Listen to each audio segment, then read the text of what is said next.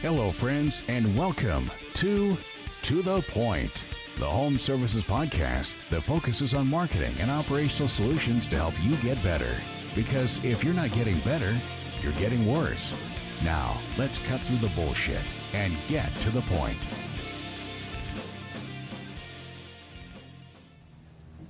What's up, everybody? So excited for today's guest. So I am your host, Chris Yano, and I have a co-host, and he is not in studio with us today. He is in our Charlotte office, and his name is Paul Redmond. Paul, why don't you give him a nice little North Carolina howdy?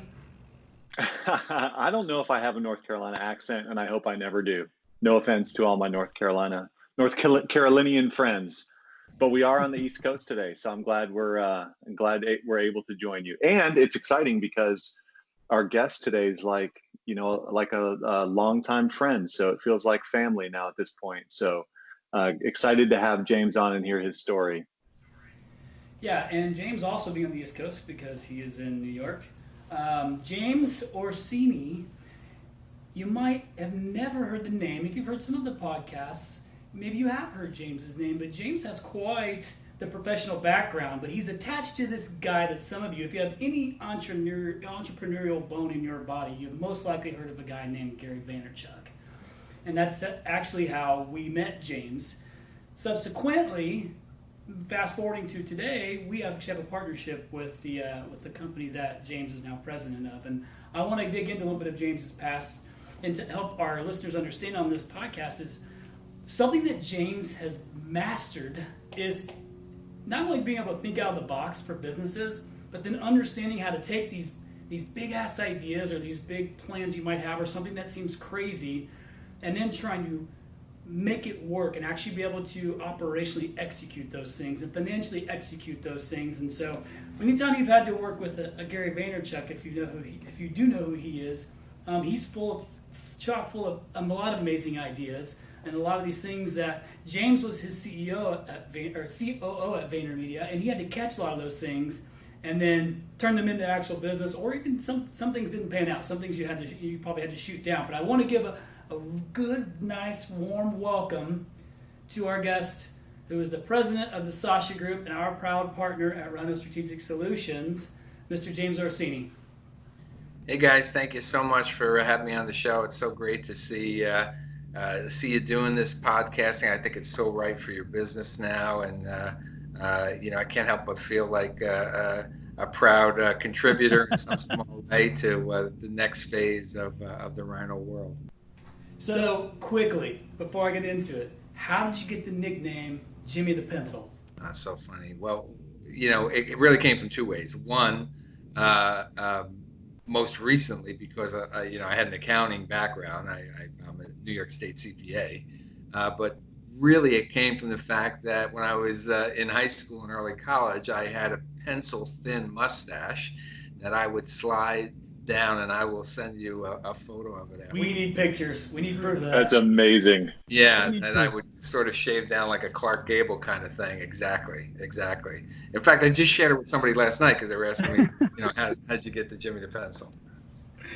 That is fantastic. 100% we got to do that. Paul grew out a mustache once, but it looked ridiculous. We'll share that one too. It looked amazing, according to my wife. Yeah.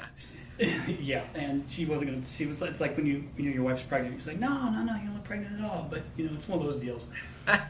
We got to move forward from that. Okay, fine. We're moving on. So one thing I want to share ahead of time too is the reason we felt it was so valuable having James on here. And again, thanks for your time, because as we've learned, man, time is 100% your biggest asset. And so thanks. But I want to make sure that everyone knows the reason that James is going to bring so much value to you, listeners, is because a lot of the things that you're battling and you go through in business, he's been through at many different levels of different sizes of companies and been successful with good outcomes and has a lot of good stories. And one thing that you said to me, James, early on when we were together in the VaynerMedia office and when Gary was in, or right before Gary had come in and met with us the first time, is you had said part of why he had brought you in, well, maybe the biggest thing for him bringing you in was to take some of these big plans he had and then turn them into reality. But the thing you said to me that resonated the most was It was to take all those years of experience and the hurdles and the failures that have happened along the way and get those out of the way, because you'd done been through it, you knew what to expect, and you had to overcome those things ahead of time. Yeah. So yeah. His exact quote was, "You made 25 years of mistakes that I don't want to make, so help me avoid the potholes to move faster." That was like the most appealing thing in the beginning that you said to me. I was like, absolutely, because we were moving at lightning speed as a company, and I wanted to bypass those mistakes so that way our customers would have the best outcome. And that's something that I believe that you've perfected and that you've proven time and time again. So I think those are the type of things I want to dig into that are going to help our listeners. So the cool thing about this is, where I feel like it's come full circle, is even though my man Jimmy the Pencil is a New York State CPA, ironically, they've got a 3-generation family business that's in the plumbing industry. Isn't that right? Is it 3 generations, right? Your grandpa? Yeah. You know, my father, who was born in 1919, to just give you the perspective, I'm the youngest of 4 children. His New Jersey State plumbing license is number 220. So just to put it in perspective, we come from a lineage of plumbers. And so you didn't want to get into the plumbing business? Well, it really only took one summer. I worked with my dad one summer, and we went to this big 12-family apartment house down in Newark that had a plug sewer, and he was kind of watching me work my way through this. And when we got back into the truck, he's like, "All right, look, you're going to go to school, and your brother's going to take over the business." And I was like, "Okay, that was the line of demarcation right there." Hey, listen, that was a blessing in disguise, it turns out. Yeah, we're both playing to our sweet spots right now. So what I wanted, that's great. So you have the majority of our customer base that's on, or our listeners on here too, is HVAC, plumbing, electrical, roofing, the home services trades.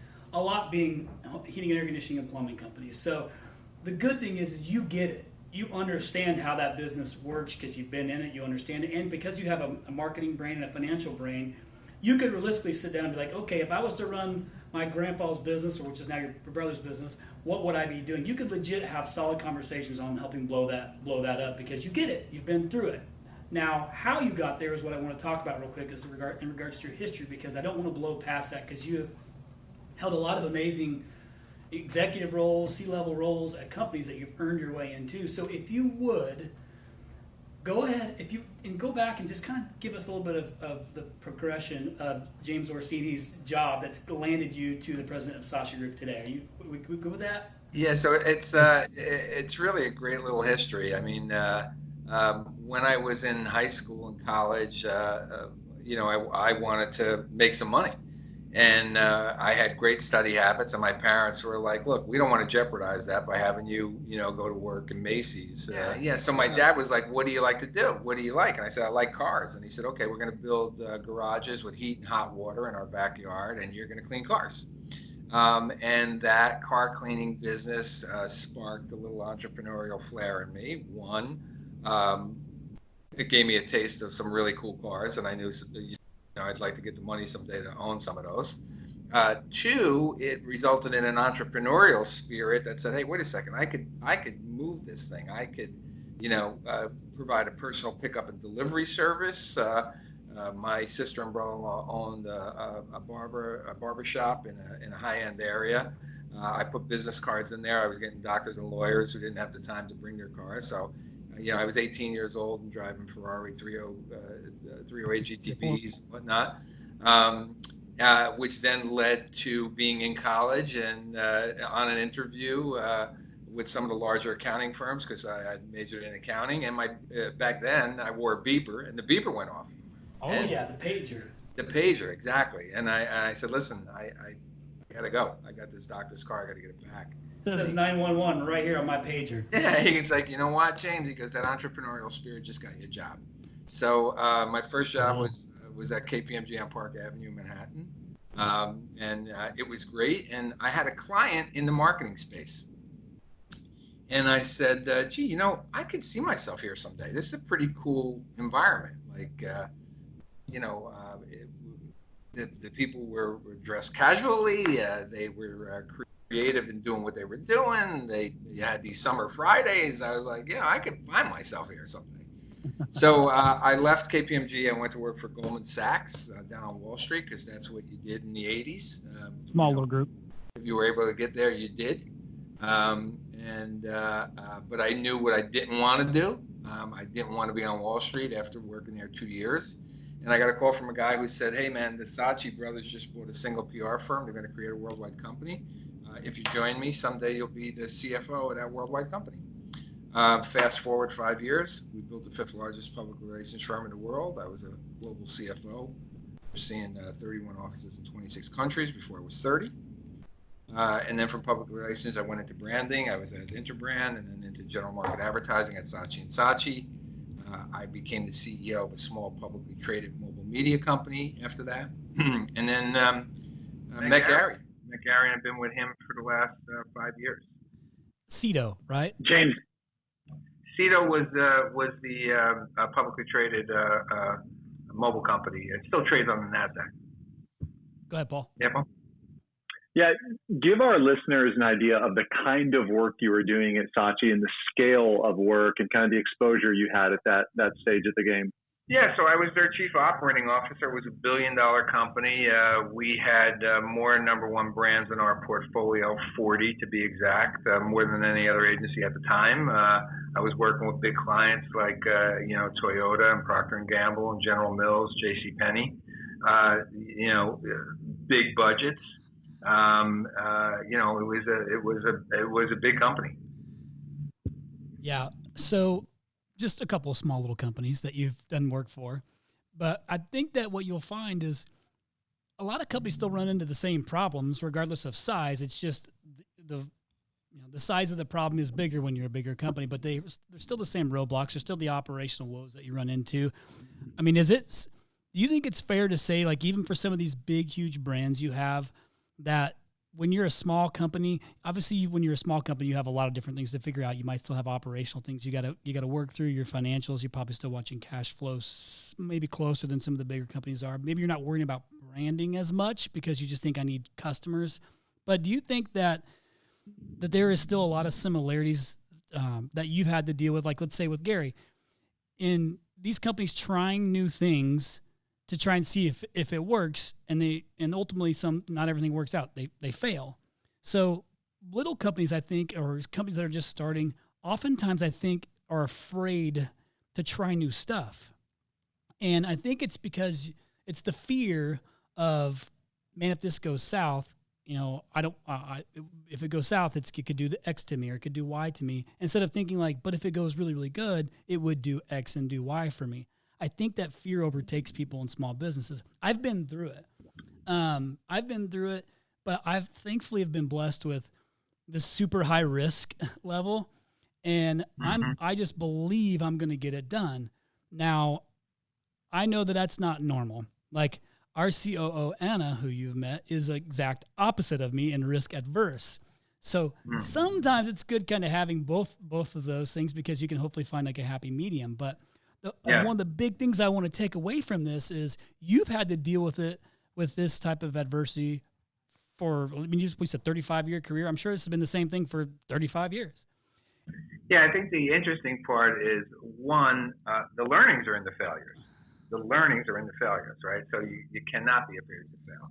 What I love about Gary and his company, and now working with some of these smaller client bases as we are at the Sasha Group, is the speed at which they can make decisions and rebound from a failure. You kind of teed me up nicely in that I have a very unique skill set in that I understand the operations, but I am an accountant by trade, so I know how to do it profitably. Which is our first year with Sasha, we are a very profitable division, as I told Gary we would be. Okay. Now, it doesn't mean we don't try new stuff and we don't pivot well, but I think that the larger companies, it was hard to make decisions. I'll give you an example. At Saatchi, one of our biggest clients was General Mills. Few people realize that General Mills has the most cartoon characters with the Tricks, Rabbit and Lucky Charms, Leprechaun. More proprietary cartoon characters, second only to Disney and Nickelodeon. Well, guess what? My pantry is full of those characters. Well, there you go. And the sugar high that comes along with it. Yep. But generally, I said to my management, I felt we should have an animation studio. And they're like, why? So I tell them the reasons. And I was like, you've been servicing this client for 40 years. And, when it comes to Cheerios, you do the commercial. And when they go to the Honey Nut Bee, they go somewhere else. Like, I think we should have an animation studio. So that decision, and I said, by the way, I'm going to build it profitably. Don't worry about it. I understand the finance side. Like, you're not going to lose any money from day one.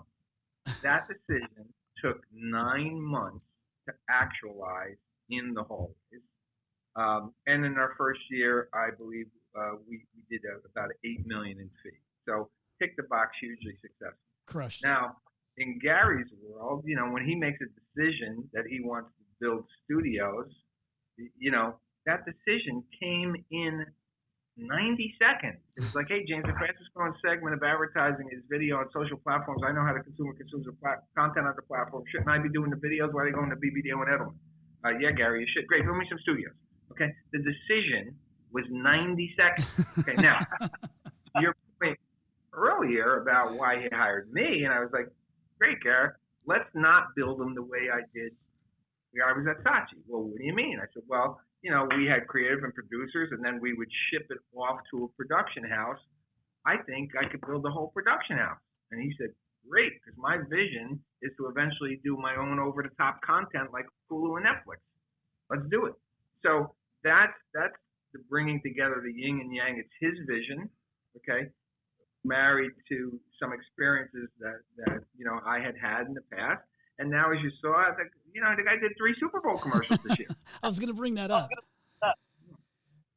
Yeah, it was Baby Nut. And what were the other 2? Yeah, so it was Planters. Planters. It was Sabra Hummus, and it was the Hard Rock Hotel down in Miami. That was so cool. I saw some pictures of everybody in the conference rooms during that that we're watching. That's pretty cool. That was pretty awesome. Because the previous year, it was just the one Planters commercial. Yeah, well, look, just to do one Super Bowl commercial. I mean, I could tell you, in that $1 billion company that I just described to you, we never did 3 Super Bowl commercials for 3 different clients in the same year. We may have had 2 commercials for the same client running for Toyota. You know what I mean? But that is a really, really big deal. So, yeah, huge. And so clearly it's not James Orsini doing everything. You have a team of people that are executing tasks to get these things done. And I know that at Vayner and even at Sasha Group, it's the culture is extremely important. The people are extremely important. And if I remember correct, it's the isn't it the HR side of the department, one of the biggest departments at Vayner? Is that correct? Yeah, that's because Gary over-indexes on empathy and what he calls the honey empire, cares a lot about his people. So the human resource department is one of his largest, back office departments. Sure, because those are the people that are executing for your customers. So you want to take care of them. You want to pour into them. You want to continue to offer them education, do things for them to make them better for your clients.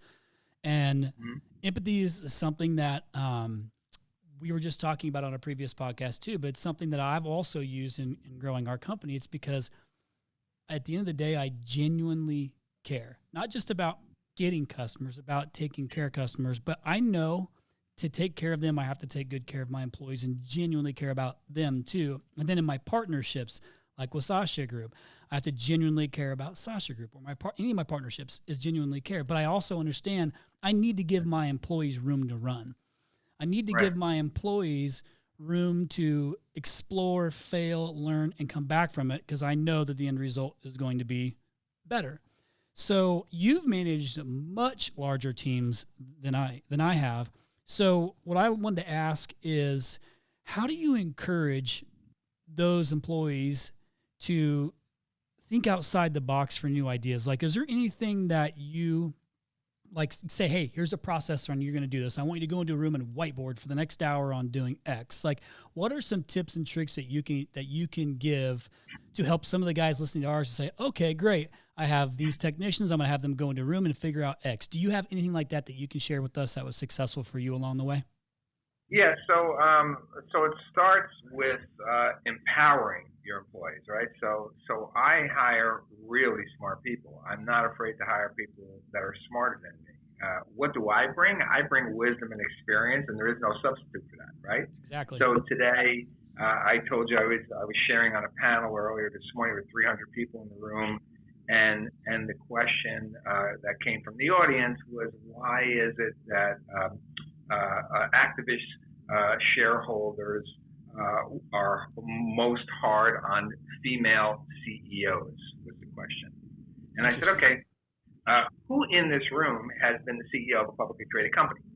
And nobody raised their hand. I said, exactly. So I'm the only guy with a voice here. And let me tell you, it's not just women. Activist shareholders attack every publicly traded company CEO. It's why I know what I don't want to be when I grow up, and I don't want to be another publicly traded company CEO. Okay? So that wisdom, that experience now just shuts down the room. I become the authoritative figure, and I'm sure there are people in that audience smarter than me.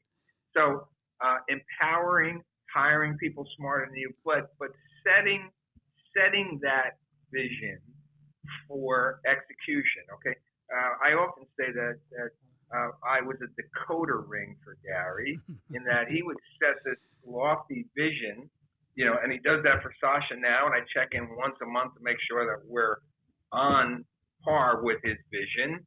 And it's okay, his vision does change and pivot. That's why he grows explosive companies. Okay, I translate that into the 50 or so employees that are here at the Sasha Group and say, here are our marching orders. Now, let's move forward executing against this vision. Doesn't mean that you can't customize your approach to that, and bring. Gary oftentimes jokes that he's a moldable dictator, right? So, he's going to make the ultimate decision, but you can have some say into that too. Yeah, I think I heard you say one time too. Is it was you empower them to have these, to do these types of things, to try and work through some of these things, but you try to keep the train on the tracks. But Gary says it's like the Japanese train where you want it hovering above, so it still goes like the bullet train. Yeah, that was when he first introduced me. I think we had 450 people at the time, and Gary stands up and he says, "Okay, at the time, I was the chief integration officer. His brother, AJ, was the chief operating officer. So he's like, look, I'm going to give you a title that's amorphous enough to have you play in wherever I need you to play, and you're not going to be threatening to anybody because nobody knows what a chief integration officer is." So when he introduced me, I said, yeah, so, I'm here to help keep the train on the tracks. And Gary's like, hold on, James, you're here to help me hover above the track so I can move faster like the trains in Japan. And, that was a defining moment right there. I mean, that spoke volumes to what our relationship was going to be like. I'm not here to slow him down. Right. Well, and something I remember you saying too at one point that I wanted to go back to, is you have this mentality of leaders lead, practitioners practice, right? Can you just elaborate, on that for me? Yeah, I think the part, and again, it comes from experience, right? I saw a lot of times, and especially when I was global CFO at this public relations company, that was a global company, and we would take great account people, so people who were running big pieces of business for Sandoz and whatnot, Novartis at the time, and say, hey, great, he should be the CEO of that office. And we would lose the client business and wreck the office. We just simply promoted a lot of people into leadership positions, and they were second baseman playing center field. They were just out of space. I often say I lead mostly because people choose to follow. Okay, I didn't ask to be the head usher in my church, but there's 30 ushers reporting to me. I didn't have to be the chairman of a board that I was, sitting on, but they just ponied up behind me. So, I think a lot of times the leaders need to lead by example. So that's another thing that I do here. I don't ask my employees to do anything I don't do myself. I'm the first guy to do my timesheets. I do all my expense reports. I show up on time, not late for meetings. I make the coffee if nobody's here in the morning. I pull paper out of the freaking copier if it's stuck. Okay, I'm leading by example. I learned this by having 3 kids, right? So I can't tell them to do one thing and then I'm doing another. We follow what it is that Gary shows. So he's empathetic to his employees and his clients, and he's a given person. He certainly gets stuff done. He shares on social. So my social profile has elevated based on my time with him. I've learned a ton in these hallways over the last 5 years, arguably more than I've learned in the last 15. Yeah, which combined it is what I mean. I think you just keep getting better and better and better and more valuable you, which then in turn makes everybody underneath you more valuable. Yeah, that's what happens. I mean, realize that, when I got here, and it still may be the same way. I mean, I'm the oldest guy in the building with, 850 plus millennials, average age probably 27, 28 years old. But again, I know what I have, right? I have this wisdom and experience that you can only get by being here, being in this space 30 years. And I got it. So I respect them for what they do, and they respect me for what it is that I have. Love it. So I got to ask, just so everybody knows and understands that Gary is human and he has failed at things.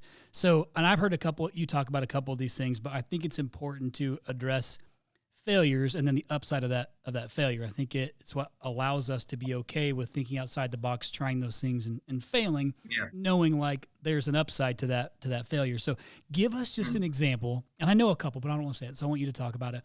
Give us an example of one of the ventures, or one or two, if it's easy for you, that Gary tried to take you down that didn't end up working out, but then, it turns out that it was the right move that didn't work out because X happened. You got something like that for me? Yeah. Gary saw something in live events, right? So he really felt that there was value in his whole experiential and live events thing, and we hired a guy, made an investment in the department, and we just couldn't monetize it. The clients wanted it; they just didn't want to pay more to have it, right? They kind of felt like, I'm paying you a lot of money anyway, and this is great to have as part of it.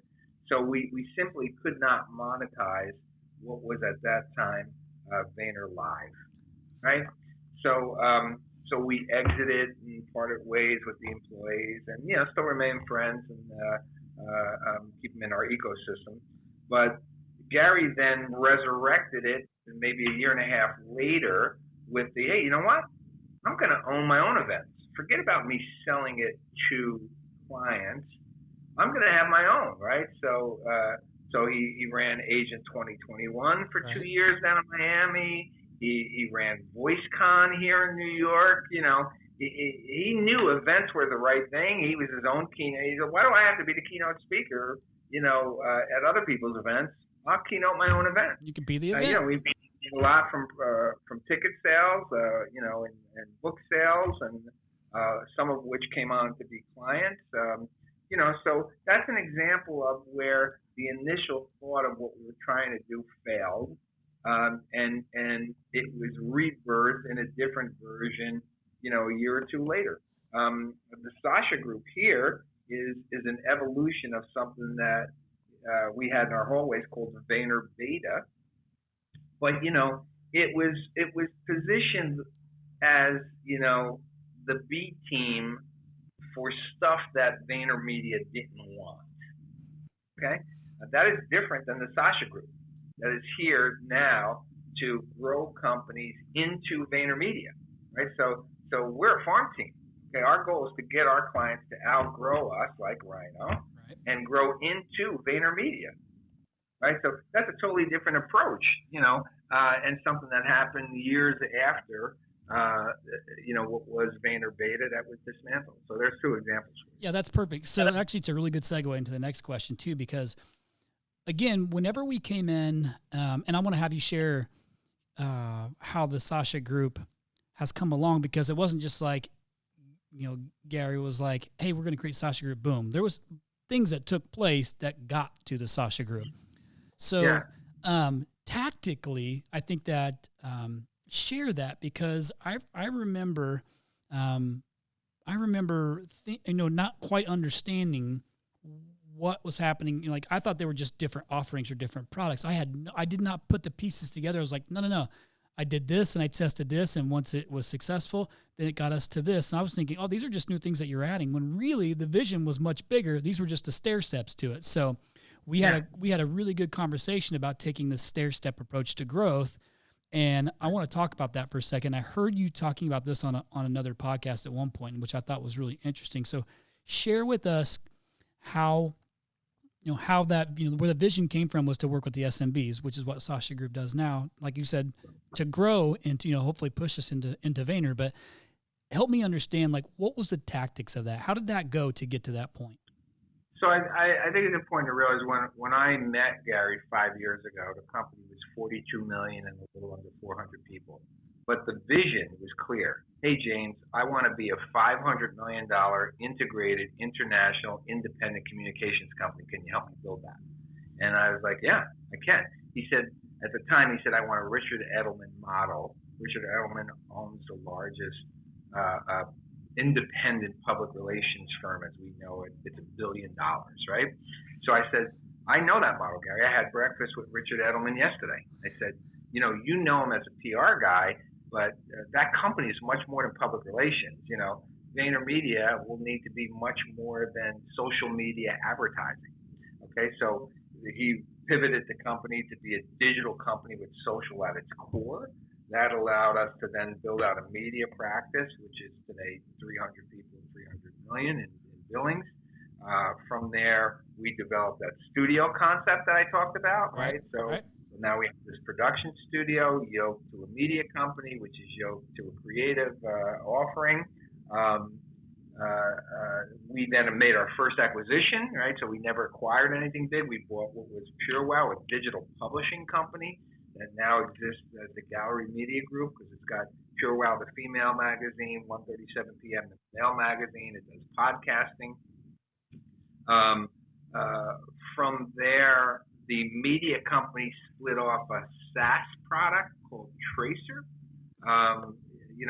which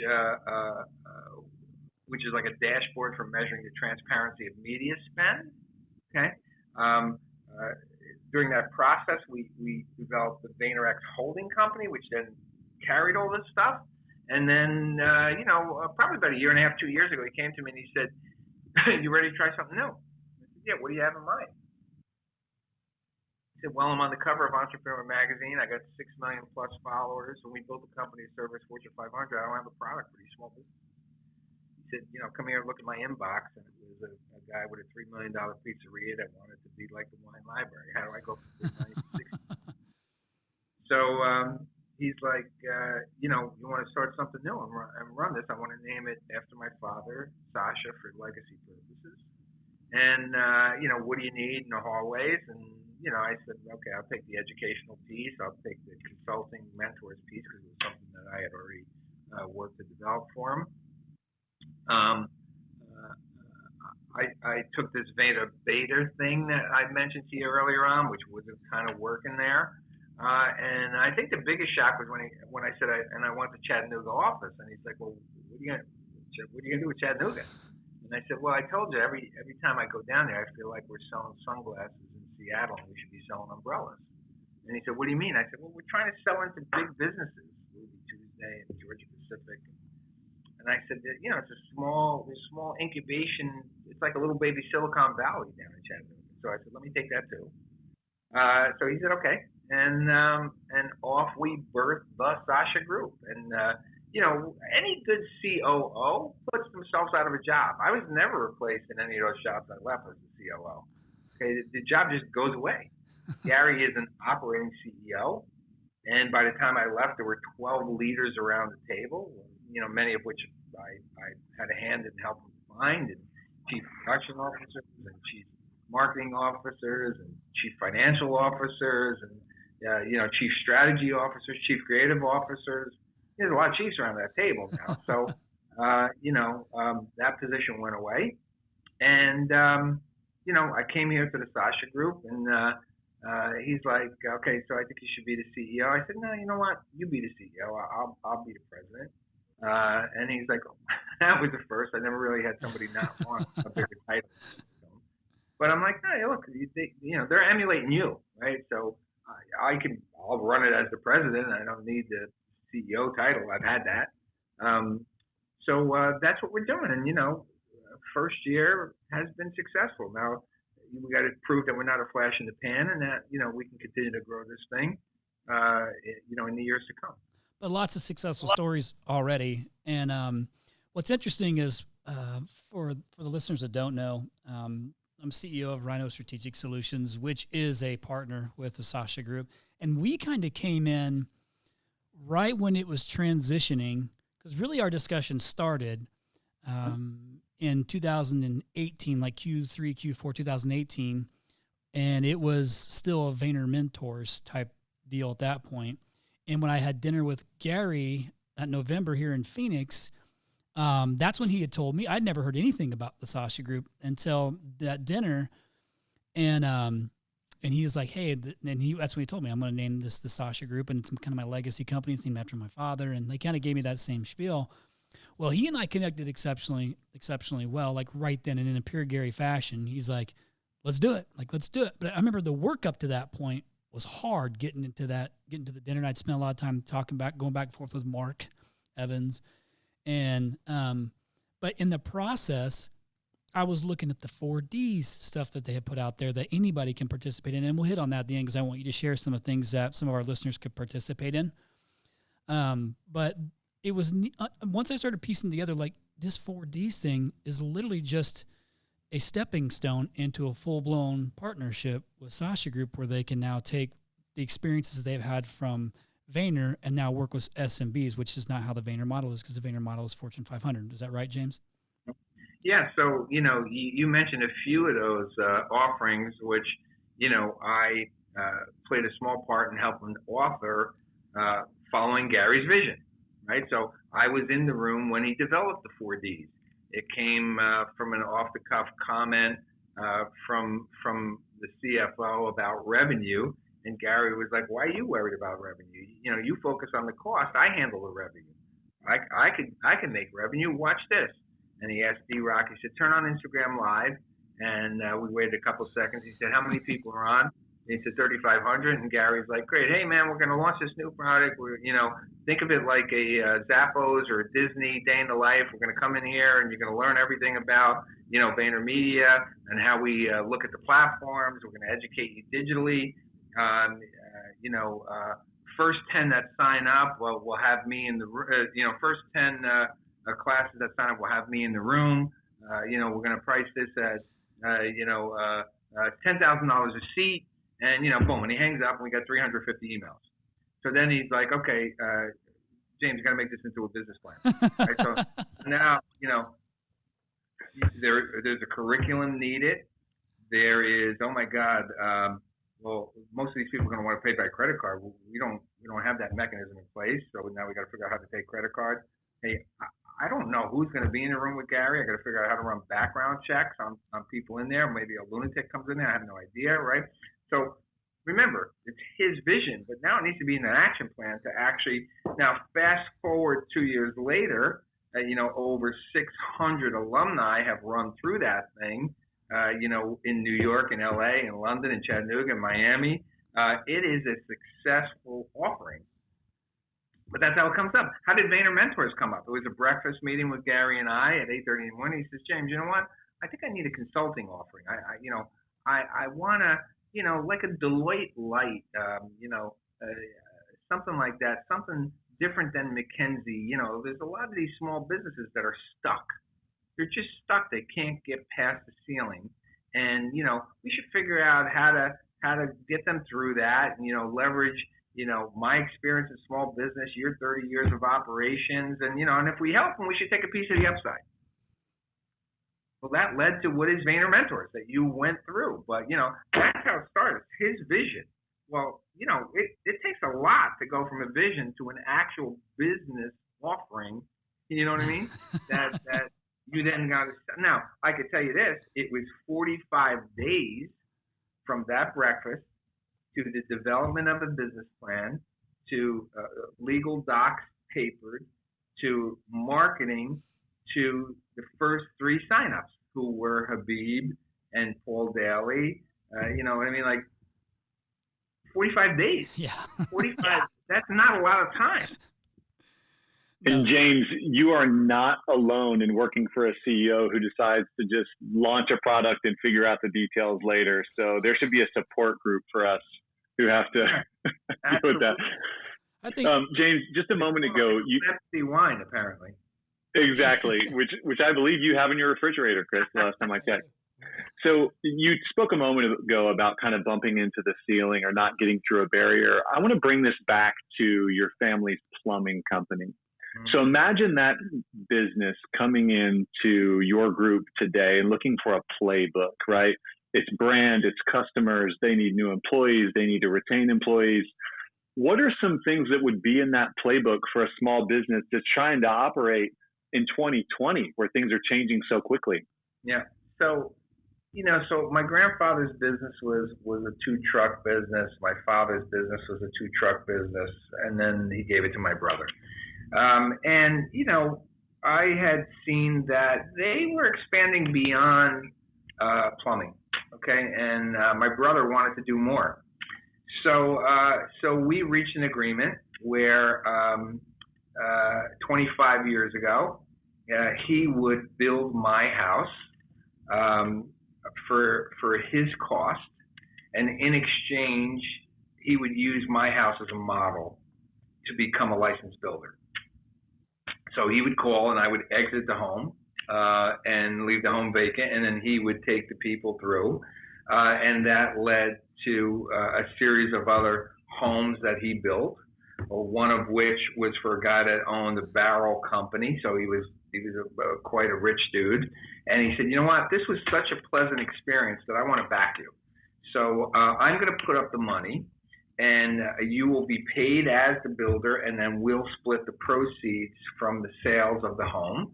And that led to track building, which then led to apartment home building in places like Hoboken, which, if you know anything like that in Jersey, is a big deal. So that little plumbing business became much greater because there was a strategy behind. What did they say? A dream without a plan is nothing more than a wish, right? So my brother wanted to be more. My father was content. We never wanted for anything. It was fine. He always had a Cadillac in the driveway, and it was cool. But my brother wanted to be more and do more, and he did. So as we advise small businesses like Rhino and others, and there are some that have been hugely successful in the Mentors program, and some that aren't. And Gary was like, I'm trying to figure out why this is. Why is it so hugely successful for some and okay for others? And he said, I know why, James, because I'm giving them a recipe for success. If you leave anything out, it doesn't taste like my recipe. You could leave the salt out, you could leave the pepper out, it'll still be good, but it will not taste as I intended it to taste. So what we find is that some of these smaller businesses, some of these mentor clients, when they are in hook, line, and sinker, following our growth plans that we lay out for them, they become hugely successful businesses, as the prescription is, right? As Wine Library had become, as VaynerMedia has become, as soon to be, his sneaker offering, Empathy Wines, his now esports, Vayner Sports, the guy's got a proven track record for business development. Right. Yeah. Thanks for tying that back in, Paul. And it's just, it's being, I think, able to not only think big, but then act on that. And I do want to hit on this piece. I know we're getting short on time, but I want to end with two things. And the first being that we can give to our listeners is, what is one thing that these guys can do based on all your experience, James, and having to deal with lots of different personality types? And what is one thing that these guys can take away to set themselves apart? And I know that can be a hard one to answer because there's probably a lot of like cliche things that you can say. But when I think about this, it's, what is it if they could just do this or this or this that they could do that would already put them ahead of the game that most won't end up doing? I think the internet now has leveled the playing field. And if you can just take the time to understand the digital landscape and the reach that it has, and recognize that, it can elect presidents, it can blow up, take startup companies, to catastrophic Tesla type valuations, far in excess of traditional, Fords and General Motors of this world, because of its reach and access. So take the time to understand what this tool that has now leveled everyone's playing field. You don't need to spend $5 million for the Super Bowl to get your message across. Right. Yeah, I appreciate that. That information. It's so good. true. I mean, it's one of these things where when I started my career, I didn't mean to get into internet stuff. I actually my first sales career started into selling phone books, and I just was okay at it because I kind of had a hard time believing in it. But the phone books back in the day built a lot of businesses. I believe that building a business with internet is significantly easier today than it was with the phone book, and it's far more valuable. Like, you can get a lower cost per lead for it if you, one, find the right company, or two, take the time to really learn what to do, or three, find a partner that can help walk you through it, like a Sasha Group, like a RYNO, like a, you fill in the blank. Yeah, and this is why we're so hugely successful, even in in the case of the 4Ds and whatnot. I mean, I can't tell you, I have a lot of companies come to me, want to give me hundreds of thousands of dollars. And I said, you know what? You need to take the time to get educated first, because I need you to understand how great I am, and you're only going to understand that if you get educated first. Yep. And by the way, even if you decide not to go with me after that, you will be a better purchaser of these types of service. You'll be able to call bullshit when somebody tries to sell it to you, because you'll just be more knowledgeable, right? It's every field that we're thinking about. The days of people going to 2 and 3 car lots to, quote, kick the tires are over. They've already done their homework from their desk. They're coming in to buy a car. You better change the way you service them, because the homework is already done. They're actually there to buy. They're not there to look. And, industry after industry who continues to do it the same old way, right? Think of real estate. It's the same thing with we're going to put a sign on your lawn, and we're going to hand you a business card with my picture on it. You've been doing it that way for 100 years. What are you doing? Right? And this is why Gary is so successful in the marketing space, because he's not a marketer. He's not an ad guy, okay? He's not tainted by 150 years of this is how we do it. He's a retailer. He knows how to sell stuff. And as a result, he has become a better marketer than most. And what that does is it immediately puts him out of the box, because he's not thinking like a marketer, and then he has help to execute those things. So, like, what a perfect way to tie that thing all back together. Yeah. Well, listen, this is like scratching the surface of James Orsini tactics that we could get into.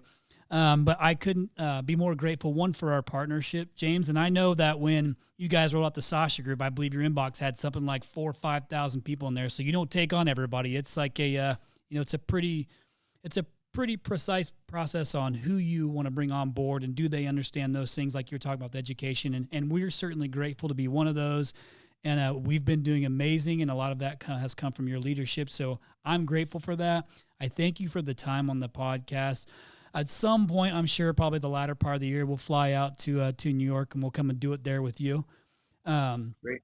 And then I think that with most of these, with our listeners, that if they can take one good thing away from this, it's if you're going to be a leader, lead by example. People watch what you do. What James said was, I change coffee. I change out the coffee. I change out the trash bags. I do the same things here. We have 90 some odd employees. You did the dishes today. I did the dishes because the dishwasher broke. I'll make the coffee. I change out the paper. I don't care. It's because I'm not hung up on I'm a CEO of a company. It's just what I wanted. It's what I should do. You know, it's what you should do. And that's how I am, and that's how I apply everything towards this business. And you guys are like-minded. So I'm grateful for our relationship, for our partnership, and for you coming on here, James. I mean that from the bottom of my heart. Great. I hope your audience got some value from it. Appreciate that. Thank you so much. And Paul, is there any closing messages you would like to share, or what's your one big nugget takeaway that you got from James on this podcast? I'm going to put you on the spot in 5, 4, 3, 2, 1, go. No, thank you, James. As always, it's a pleasure. We're very, very grateful for the path you've laid out for us and your help and mentorship and the rest of your team there. I think you guys are really, really doing something special. So we wish you the very best, and we hope to continue changing tires on the speeding bus as we continue to follow that path you've laid out for us. So thank you very much. Great. Okay, guys. Wish you all the best.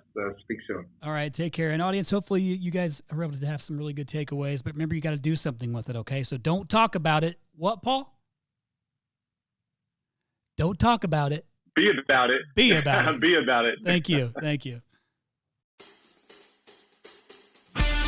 Thank you for listening to the Point.